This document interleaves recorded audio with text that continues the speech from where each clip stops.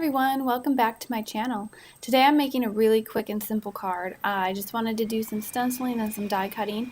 I'm not doing so much stamping today, but I am showing you how you can some of this colored cardstock from Brutus Monroe and just kind of get a different look and use make backgrounds out of it. So this is a piece of cardstock from Brutus Monroe, and I'm using a striped stencil. I'm just taping it down to my surface. It's always a good idea to tape down your stencils when you're using it. I'm going to be doing some ink blending so that it doesn't move. In a little bit, I will be moving my tape and taping down the cardstock as well, because when you're doing some of this ink blending, sometimes the cardstock behind the stencil will move. And that happened to me in a few spots here. You might see that as I'm ink blending. See, it just moved there. So I think this is maybe where I decided to line it back up and then tape it down to my cardstock so that that doesn't happen again. But it's always a good idea to take your time, make sure everything is taped down so it doesn't move on you, and then do your ink blending. So I'm using some surface ink from Brutus Monroe. This is the color Locomotive. And I'm not usually one for really dark colors, but I really do love this color. It's a dark blue, and I feel like it pairs very well with a lot of other colors. I like to use lots of lighter pinks and lighter blues, and I feel like this dark navy sort of pairs well with some of those lighter colors, so it's become one of my favorites. I'm just making a few bold, thick stripes here with this stencil, with this Locomotive ink, and I have sped up this little part because sometimes ink blending can take a while, and I think you all get the idea of watching just what I'm doing, but I thought I would speed it up and keep this bit in here so you can kind of see that it does take a little bit to get a good blend, and sometimes you have to stop and adjust and move your tape around and make sure your paper is adhered down so you don't get a lot of trouble. But you can see as I'm building my stripes here that I'm just taking my time, really getting some ink soaking into that paper. And then once I'm done, I'm going to lift that stencil off. I always like to wipe off my fingers so I don't smudge fingerprints on other things. And then I just lifted that stencil off, wiped down my area, and moved on. So I showed you some dies here from Winnie and Walter, and these are some dies for a little rose. It cuts out a back shadow piece, and then it cuts out more of these fine detail lines that I'm showing you here. I'm not using the back part today, I'm just using the little fine lines of this rose.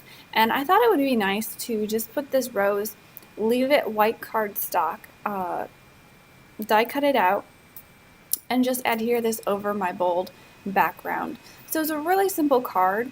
You can do, I feel like you could probably do several of them once you sit down to craft, and maybe do a few of different styles, different color schemes. But I'm using my Zig glue pen to put just little dots of glue behind these die cuts because they are so thin and so tiny. It's hard to use a regular adhesive. You definitely don't really want to use a tape adhesive because you're going to get some of that tape residue all over the place. So I'm just using a little bit of my Zig glue pen, adding a few dots behind these small die cuts, and then I am just pressing them down onto the paper so that they'll stick. Now I do have some of these die cuts hanging off the edge. I wanted to see if I could kind of leave them on there or if I needed to trim them off. So I took my card base, I cut it, scored it, it's an A2 size card, and I decided I did want to trim off the parts that were hanging off the edge because it was going off of the card, and it would be kind of hard to send through the mail if you have all these little die cuts hanging off the edge. I like the look of the die cuts sort of hanging off the edge of the card, but in this case they wouldn't fit into an envelope, so I just went ahead and trimmed them down. I just take my scissors and I flip over my card and just trim it so it's flush with the rest of my paper. And after I trimmed it, I did like the way it looked. I liked that it was all fit inside that little front panel of my card, and I really I like the die cuts on the bold background there with the stripes. So after I was happy with that, I went ahead and I added some tape runner adhesive to the back of my card. I wanted to add a lot to make sure that it would stay in place and be adhered down flat. And I do have my ATG as well, but I have been lazy lately and not wanting to refill it. I always have to go back to the directions to remember how to put my tape runner in my ATG. So I'm just using one of these little cheap ones that I picked up from a craft store, and they work fine as well. So I'm lining up my front card panel and just adhering it down. And then I took my Wink of Stella clear glitter brush, and I'm just adding on some sparkle inside of these die cuts. And I thought it would be a fun way to kind of add something a little bit more special without adding a lot of color or taking away from the design of this card. And I think in the photos that I'll have at the end of this video, you might be able to see that sparkle a little bit better. I don't know if you can see it showing up in the camera here, but it is really sparkly. I put a few layers of that Wink of Stella on, and it really looks nice. So I kind of struggled a bit with what kind of sentiment to put on, and in hindsight, I almost wish I would have left it blank so I could put a sentiment on later when I decide what I want to send this card for. And I'm not sure I really like the placement of this sentiment, so I don't know, you guys tell me down in the comments if you like it, if you would have done something different. What would you have done for a sentiment? I went through, see, I'm taking my cap here to see if I should put a little piece of cardstock in the middle, and I just decided I'll go ahead and I'll stamp this little hello, and I'll emboss it in my Brutus Monroe Alabaster embossing powder, and I'll just leave it at that. But I'm not totally sure I'm in love with this sentiment. I may have done something else later on, but I went ahead with it anyway. So I sprinkled on a little bit of my embossing powder, make sure I tapped off the extras, and took a brush and just brushed away on any of those little pieces that were sticking on where they shouldn't be.